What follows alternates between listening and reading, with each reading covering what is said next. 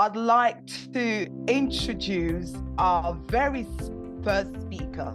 Ladies and gentlemen, be ready for this because this is an excellent opportunity to learn more than you can ever know. Dr. Cedric Nkiko is an associate professor of Worcester Business School. He's also an associate professor, leadership and organizational behavior and course leader. He's also a chartered manager, degree apprenticeship, CMDA Department of Management and Finance at the Worcester Business School. He's a management consultant with a combination of research and practical experience in the fields of corporate sustainability and responsibility, what we call CSR. He's also an expert in sustainable development, strategy, business management, stakeholder engagement, public sector engagement, and co-production. Ladies and gentlemen, I'd like to introduce Dr. Cedric on the topic Strategic Leadership Management in International Relations, Diplomacy and Protocol. Dr. Cedric, the stage is yours. Good morning, and it's very nice to be here. Fortunately or unfortunately, it is online, but I think we're going to enjoy this together. I'd like to share my screen if I may. It's nice to be here, and this seems to be an interesting day. I wish we had longer hours or days to be here to have this interesting topics all through today. My purpose of today is just to give you probably an introduction to what the title of my presentation is around, strategic leadership management, and that's a broad area and a massive piece of land. And plus, I believe that the areas that we have today in terms of sectors, we have the public relations, diplomacy, and protocol. You've heard that in the beginning we had Patricia talking about, or even in talking about the word change, especially in the roles that we are or you are engaged in, especially around PR, diplomacy, and protocol. I need to probably put a caveat here that I'm not a protocol expert. However, working with Patricia and with the International Center for Protocol and Diplomacy, I've learned a lot, and I'm engaged with lots of people from that sector, and I'm beginning to catch up. One day, probably I will be an expert in the area too. But what I'm going to share with you is just my experiences and areas that country-wise that I've traveled, I've worked with, to give you that change that we are talking about. The word here today is, or for me, and that's what I want everyone who's listening to me to take away, is the changing role, as in you as a practitioner. Things are trying or are changing, and specifically, as Patricia said again, is around the emphasis of technology. But it's not only technology that's driving us. I'm going to, deep into my presentation, we're going to see a tool that we use, or we try to exemplify this, or to show to you that this change is real and it is going to affect most sectors, and especially you guys. It's just a reflection on how that is going to be.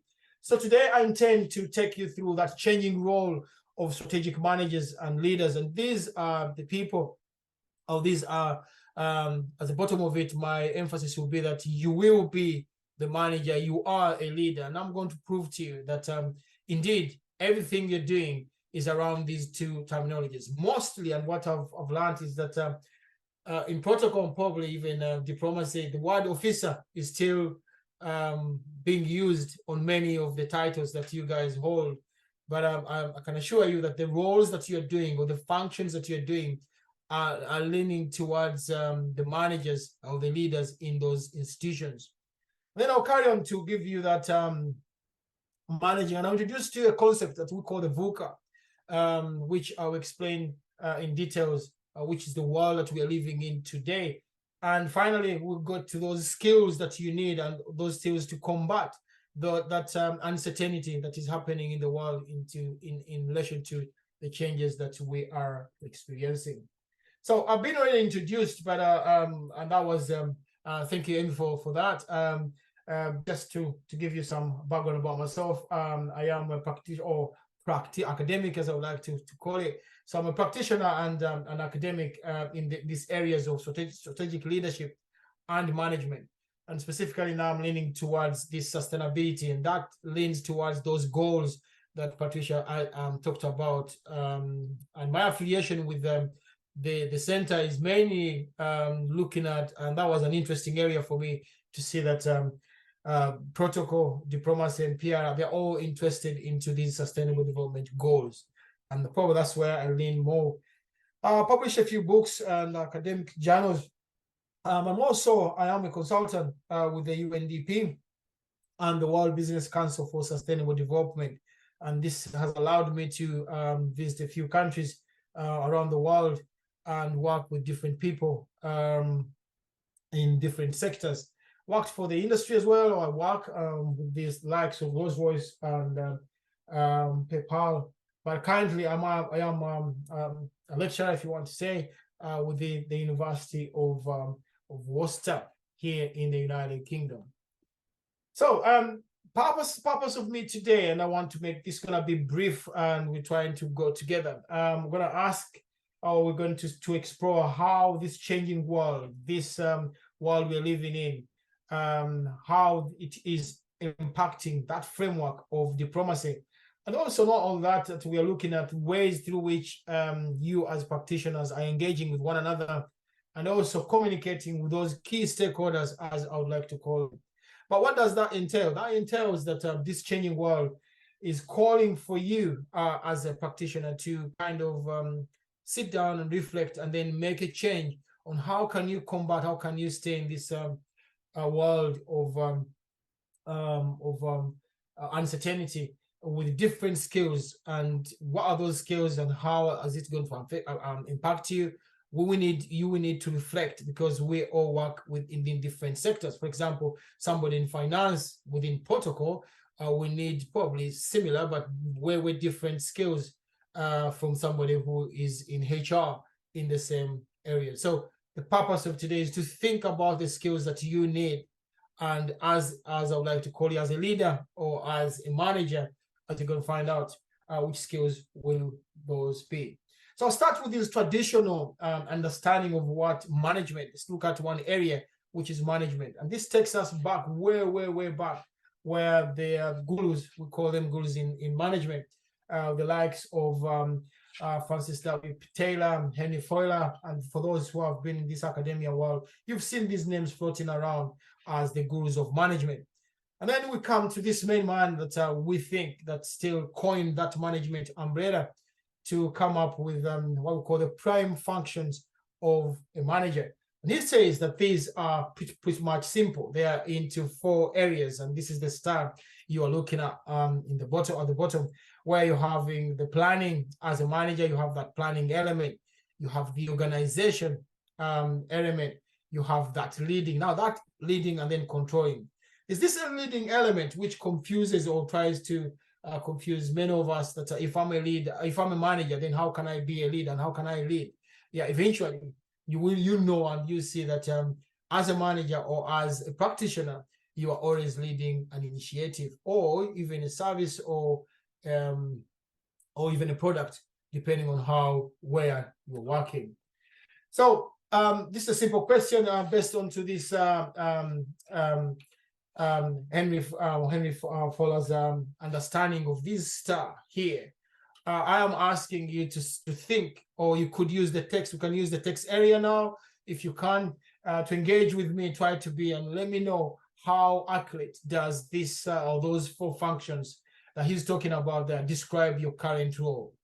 So I'm going to be quick with this. I'll just only ask you probably a minute.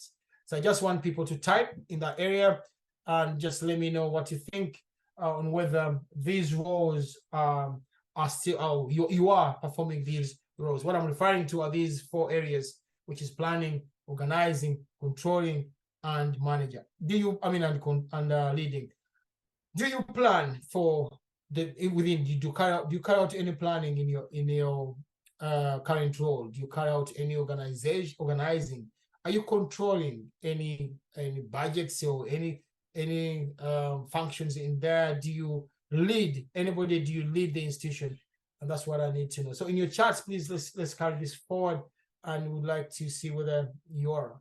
So anybody who's gone there, let's try to make this engaging. I don't want to just basically to be the one giving. Let's see. I can only see one person in the chat. In the chat area is the area you can join in and probably say something here. These functions, your current functions in your organization.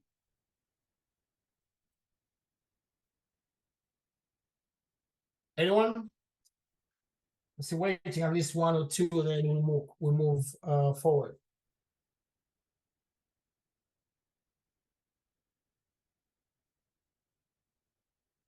Guys, instead of okay, we're going to move forward, but let's try to answer a few of these and then see where we are. So yeah, we have one leader, deputy president of a political party. Absolutely. Now, as a leader in there, I can see this is Hope, who said she's a leader in terms of being a deputy president. Fantastic. And we have Julius doing I plan, I work, and approve, organize, and coordinate. Yeah, what's your role there? Putting people together for a common goal. Lompo, that is you. Simel, you're saying you're the head of intellectual property. Yeah, I hear these words of head, manager, leader. That is exactly what I am trying to find out. But then if we go further, these roles, do you think they have changed? Have they changed from when you joined the organization? Probably, let's just push it back to about maybe 5 years. 5 years ago. Where are you still doing the same thing that you were doing 5 years ago? Innocent, you lead and manage travel and protocol in your organization. You could be lucky. I could even give you a microphone in this case, where I would like some bit of engagement. Let's try to be together. Anyone? Helen, yeah, lead a team to achieve organization goals. This is fantastic. I have so many leaders here, and this is where we are going to be focusing. Yeah, lead a team of airport operation manager. Yeah, that's good. That means you are really high there. So trying to look at that hierarchy where you are a leader, a manager. What I'm trying to do here is differentiate the two. All, can they be differentiated? And that's what we're trying to first establish before we go any further. Head of protocol and information. This is Julius again. Yes. Thank you. Anyway, so the point of this is just to look at whether these roles that that Henry Fowler is talking about here, on whether they are still really applicable, or have they been expanded? Have they gone beyond what they were before to where we are now? And this is just a reflection on how, just imagine if you've been in an organization for 5 years, even if it's a promotion, there's some roles that were not embedded within your job description before. It's because of this changing world, as I'm going to explain further. So yeah, that's kind of a simple exercise. So I went and tried to look at the function or the roles of management within this peer protocol and diplomacy management roles. And these are kind of the jobs that you do. But in here, you will see that these are meant to be management kind of roles. And you can see that the project management in protocol and events, you are used to doing things like you manage and you monitor, and you might, again, you follow through with those, that word leading is coming in there.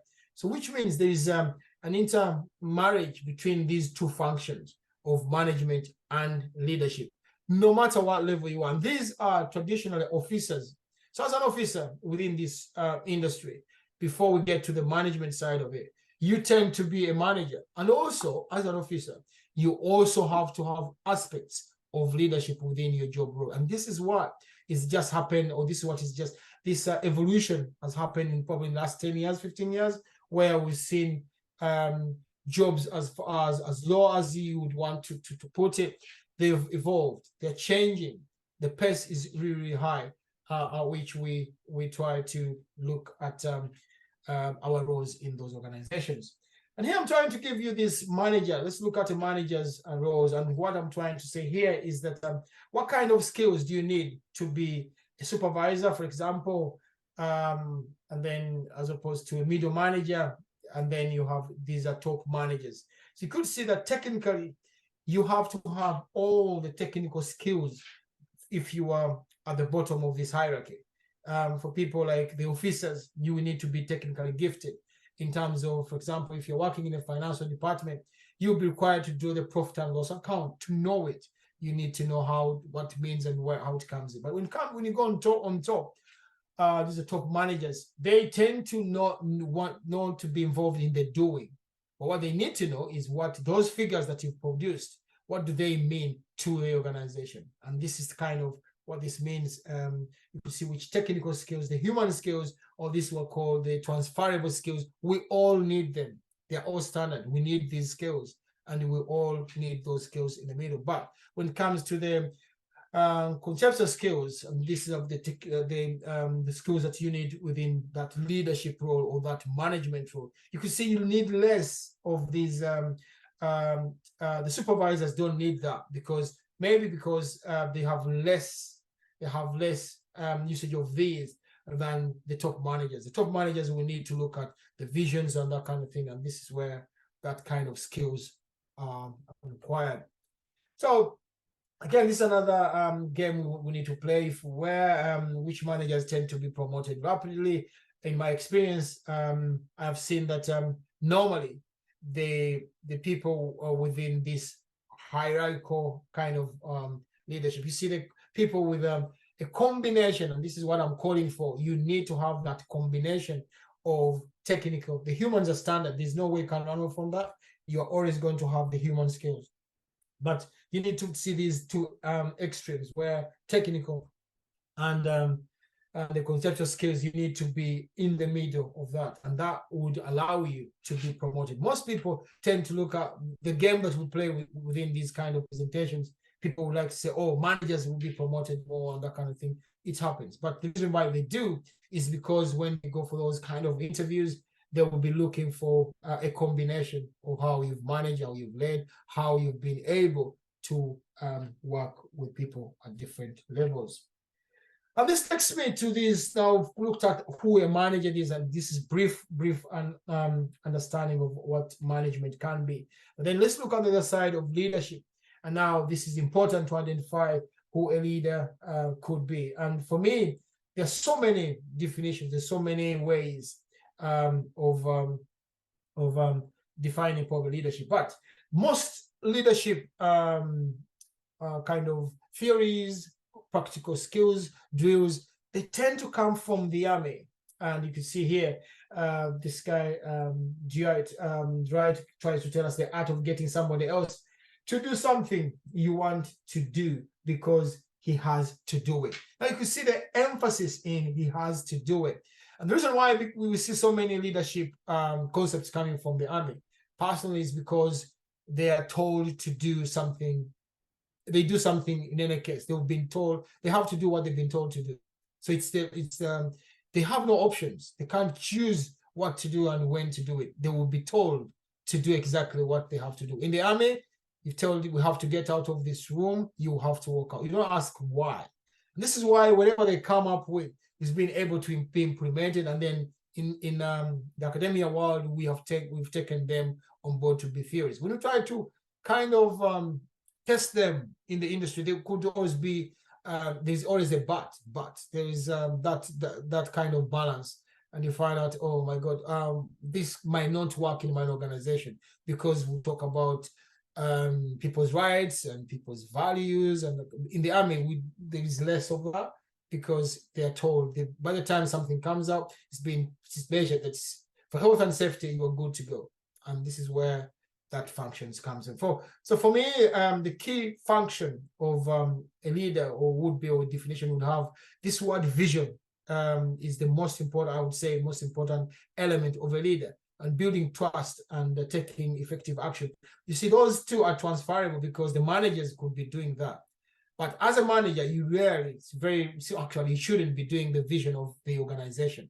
This is why that's the key function or key function of a leader. Looking at, so for example, if you're working here, a leader could be different in terms of this field, or for you lot that I'm talking to, maybe a leader could be the president of a country, it could be an ambassador in this aspect, but they have to look at how is this going to be going forward in the next 3 years. However, somebody on the front who's processing visas, for example, will be looking at an immediate task that is happening now. And that's kind of the main difference. And this summarizes who a leader is. I'll start with this shared vision, which is the yellow bit, and that is he has to create that vision and share it, and it becomes a share. It has to be together. You're working together. A leader should inspire others, as we've already identified again, empower people, and of course, again, leadership, and we talk about leading that change. Always there's going to be this change. So we've identified, we will be identifying that the world is changing, and the needs of things that we're doing are also changing. So therefore, leaders have to bring the teams together, they have to lead that, they are the initiator of that changing emphasis within the organization.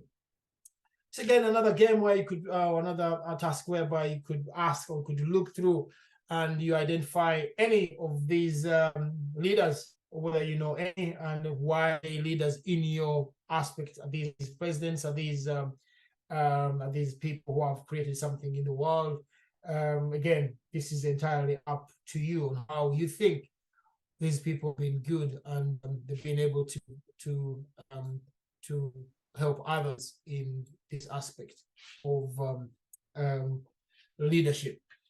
So we look at these traits and skills of these leaders and what are they useful. I'm not going to go through all of these, but this is something for you to take away and look at as a leader. What can you accept? What can you take? What can you take on? What can you drive to help others understand what your goals, your mission is within the organization? So these are different skills that we assume we take in an organization that might you. But we may look at this is currently what it is now, but for the future, what is it going to be? Again, fairly here, I just summarized them onto one, looking at that academic guru who talks about a Stockdale, who gave that in 1997. He talks about that a leader will always use integrity, honesty, compassion, humility, and now the new word that is coming here, I believe in academia we use the word agility as a new terminology. Now, agile management is a very interesting element. But for you, for us who've been here for a while, we might say that no, this is not new, because we have heard about flexibility. We've heard about how flexible can we be in terms of our leadership styles.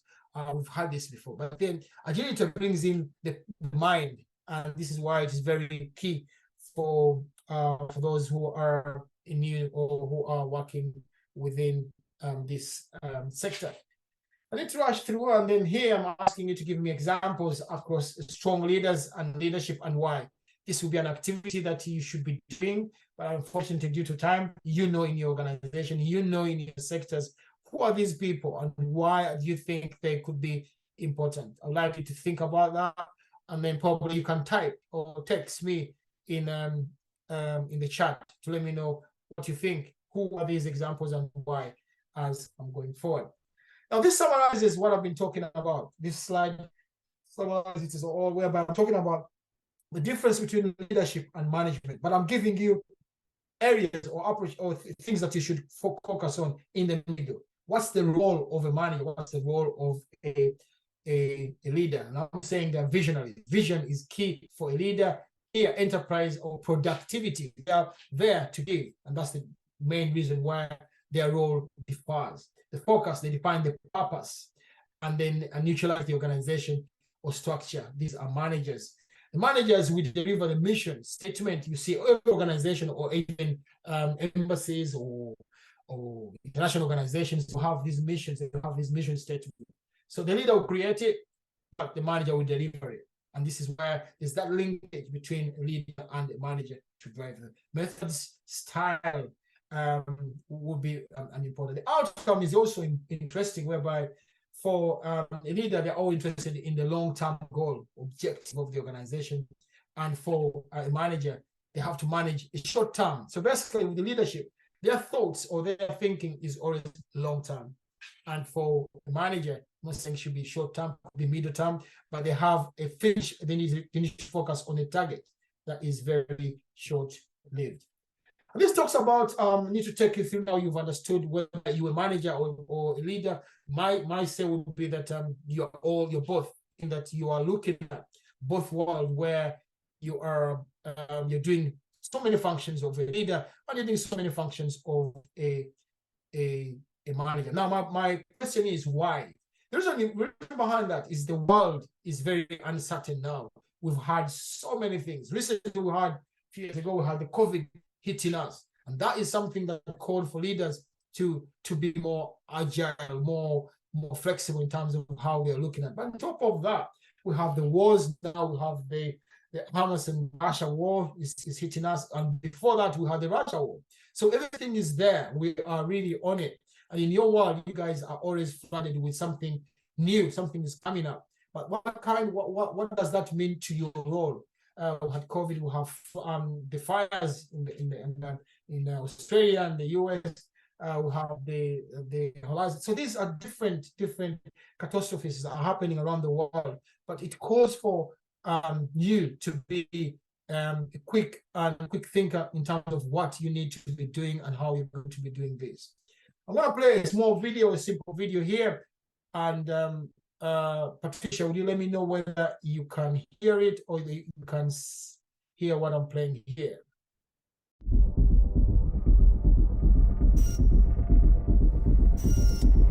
Volatility, uncertainty, complexity, ambiguity. This is the world we call VUCA. A world where non-stop unforeseen turbulence invades, where events come at us with unforgiving speed, straining organizational odds of survival. In this world, reflexes must be rapid and on target. Who will survive? Only the fittest. Who will triumph? Only the agile. In business, VUCA underscores the importance of sense-making, analytical astuteness, readiness planning, risk management, and situational problem-solving. For banks, insurers, and asset managers, barriers are being eroded. Invaders from non-traditional industries are entering the atmosphere from different lands and vantage points. Regulation and risk is far-reaching, and never before has technology become so disruptive, so exponential, so quickly. How do you lead your people through change effectively? How do you derive value from the hurdles of regulation? How do you make sure you have the most capable people? How do you set the tone at the top? How do you get your HR function to lead you through a VUCA world? How will your people make or break your expansion into new territories? Do you have the answers? Know what you are up against. Caution against letting your guard down. Master, don't run from change. Adopt a growth mindset. Balance execution, response, and agility. Choose evolution over irrelevance. Include and enable your people to contend. In the age of innovation, their thinking is your advantage. Their energy, your salvation. Identify points of triumph. Derive value from regulatory hurdles. Recruit, arm, and empower your most capable people. Develop leaders that can drive the revolution and conquer new territories. The future is VUCA. Now is the future. Get ready to revolutionize.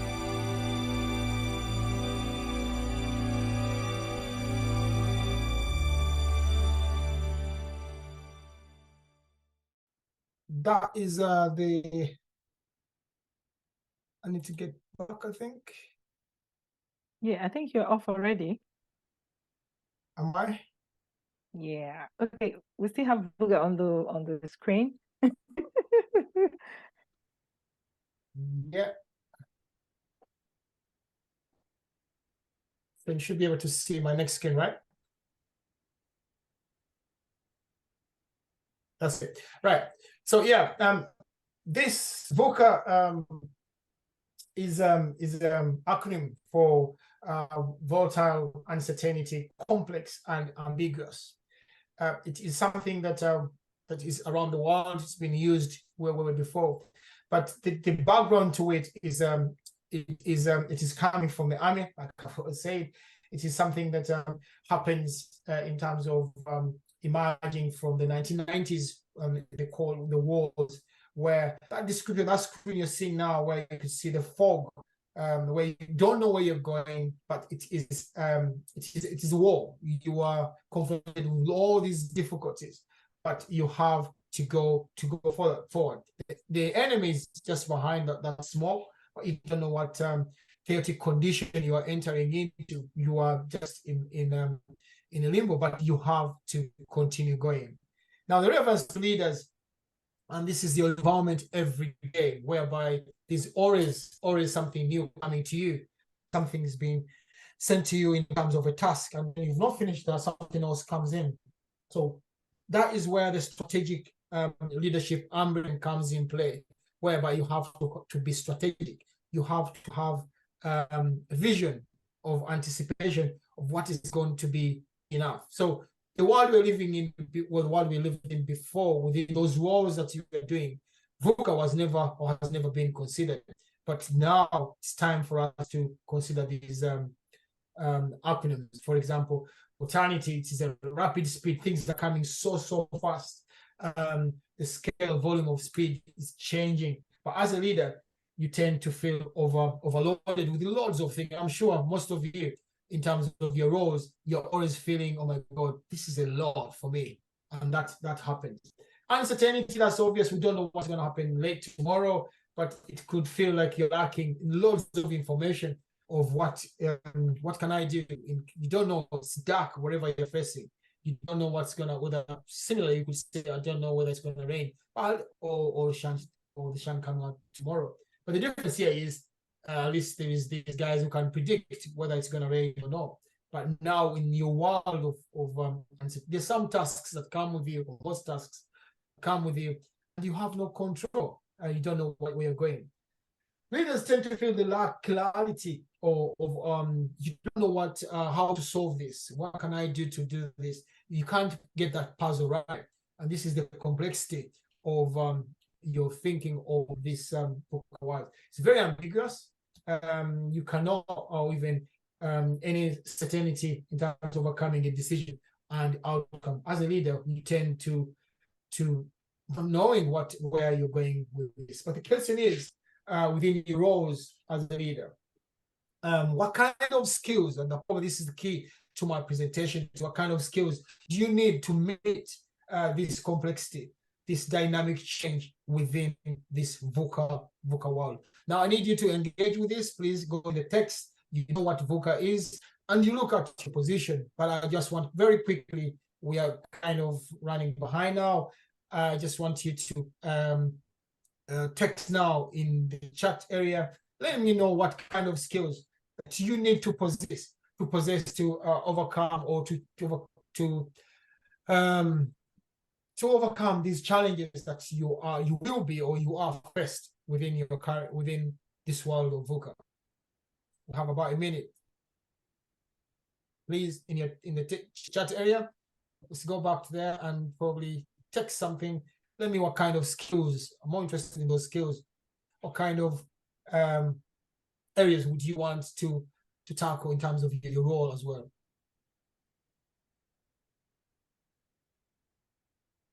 Are we there? Yeah, I think somebody's already going. Risk management, Emmanuel, yes. That's one of them. Risk mitigation, Agnes, system thinking, yeah, the thinking element comes in play. forward thinking, communication skills, fantastic, organization skills, solving. These are things that you were already having, but now because of this uncertainty, you are coming down to look at how can you change, or mitigation is a key word here. I'm just looking at the keywords that are just coming to pop in. Soft skills, we have these, but how do we use? Yes, agility, resilience is the key word. You cannot stop. You're always going to have that die-hard kind of ability. Adaptability, that's agile. Yes. Who was this? Intelligence. Amy has talked about emotional intelligence. Yes, that's a new area which is now into the world. Leadership skills, negotiation skills. Yes, these are all good. And tactful. You have to be tactful. That's an interesting one. I like that. Knowledge and wisdom. Yeah. So in this book award, specifically, so I'm going to go stakeholder engagement skills. Yeah, for how yes you have to engage with them.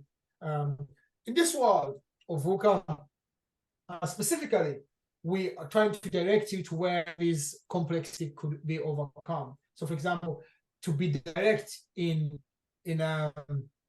terms of complex situations, transparent, be transparent with information. This is where the communication comes in play.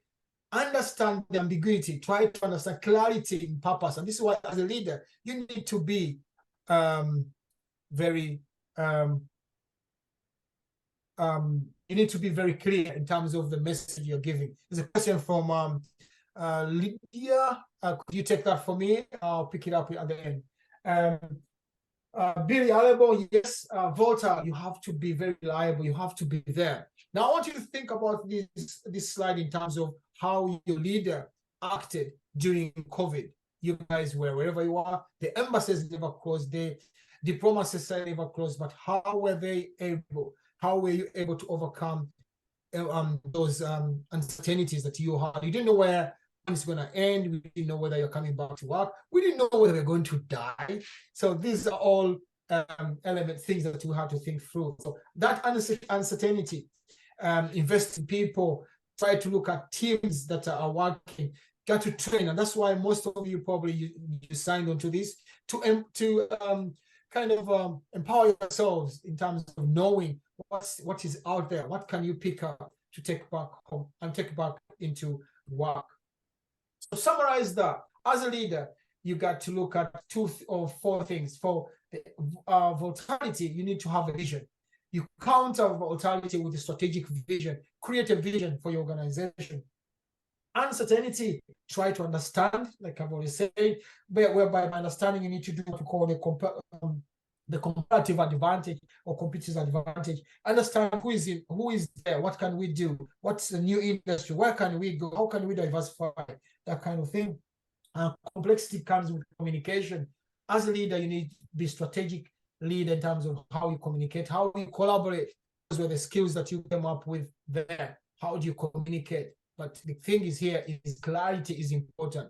A leader who cannot communicate clearly is as good as no one. So you need to be clear on where you're going, why you're doing something, where do you want them to be. And then lastly, for something ambiguous, you have to be agile. Now, agility, this is what we talked about. Being adaptable, you have to be at all times having scenarios that keep coming to say that, oh, this is happening, we need to do this. So you need to be flexible in terms of these skills. And then finally, I want to close this by looking at these skills that I think you should take home with you, or try to find ways of how we're going to ways through which you're going to bless yourself or empower yourselves into these skills that could help you as a leader, as a manager, as an officer. For example, the vision casting, that's something you have to have in you have to go with the organization, understand the purpose of that organization or that department for that matter, understand what you stand for.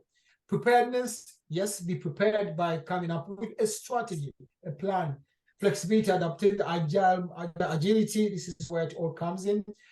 Decision making, as a manager, as a director, you have to be able to make a decision. But you don't make a decision without having information to rely on. In this case, you need to have basically policies and guidance. So as everybody can make a decision in an organization, it becomes easier if there is a common ground where we all go and say, oh, I need to know about this. Where can I go?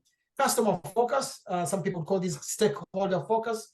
Depends on whether they are customers or stakeholders. These could be stakeholders. Try to engage with them, understand what they need, why are they for, and of course, engagement comes with collaboration that's internal or external, and also that teamwork. So these are the 6 areas that I would ask you to go in and try to probably develop yourself in order to fight or to counter this VUCA environment. This is just brief. This could be expanded. There is a bigger version on this where we look at those different scenarios and how can you play within departments.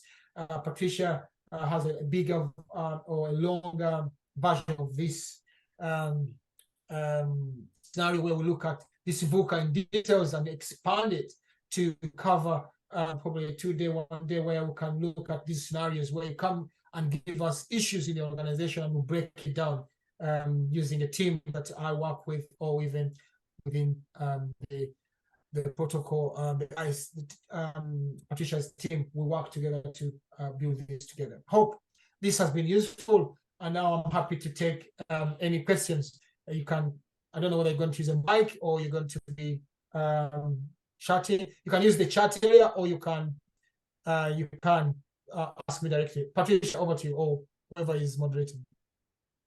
Thank you so much, Dr. Cedric. That was a lot to take in. And my emphasis and area of interest was the VUCA section, having a vision, not just volatility, but having a vision in the area of volatility, in the area of uncertainty, having an exceptional understanding. And then when you have complexity, be able to provide clarity with that. Ambiguity, you should be able to have agility to handle that. I think, you know, there's been a lot, but this was my takeaway, being able to have, you know, VUCA and understanding the strategic actions involved in that. I just want to say a big thank you for this. And I know there are lots of questions. There was one question earlier on. I will just put that. It said, how can one make professional use of emotional intelligence in a practical but professional way? Well, possibly I'm not the expert of artificial, emotional intelligence. But that's kind of emotional intelligence. My understanding would be the people side of things, and I would think that goes to understanding the environment you're working in, the people that are around you, and then this is very, very individual. Most people, and I think most people tend to generalize, and I try. That's a big no. What you have to do here is you need to be very targetful in terms of understanding the individual, not the individuals, the individual, and then work with that the emotional intelligence side of things to expand it with the individual. Like I said, I'm not the expert, but that's what they've done on me, and I believe it can work elsewhere. Excellent. Okay. I'll just answer one more question, and then later on people can send their information to you directly or later, or to ICPD, and we will send them the information. The next question is, how can leaders proactively, I'm just trying to get this, oh sorry. Oh dear. Yeah. How can leaders proactively equip themselves with the necessary strategies to effectively address intertwined challenges of environmental crisis, economic uncertainty, and ensuring the long-term sustainability and resilience of the organizations and communities? I'll read that again. That's quite a long one, okay? Yeah. How can leaders proactively equip themselves with the necessary strategies to effectively address the intertwined challenges of environmental crisis and economic uncertainty, ensuring the long-term sustainability and resilience of their organizations and communities. Right. This is an interesting question, a very, very interesting question, because it has different elements within it. And luckily for me, that kind of sits in my area of interest, which is sustainability. And also, I'm sure Patricia is kind of dashing her hands now, because this is something that she has been of interest for many. When I did last worked with Patricia, this is a question that came up through, a similar question that came up through, where is, as a leader, how can I be proactive with all this uncertainty that is coming within my organization? The answer is, this is from Hope, I believe that's the question. And the answer is, I would humbly welcome you to the next conference or workshop that Patricia does, because in there, what we do is we look at what we call the strategies of our organization.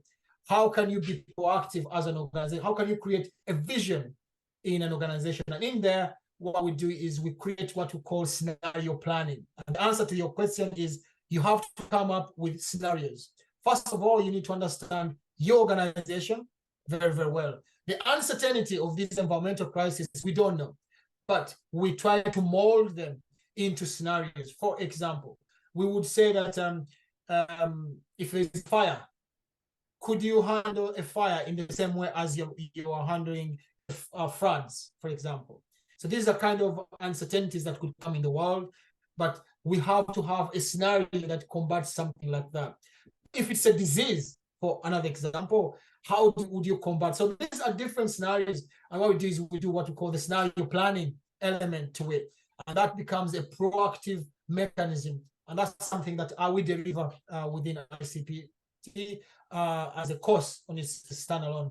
I'm not trying to say that I'm not being able to answer your question, but the proactive measure would be that you prepare yourself in terms of mapping out these scenarios. All right.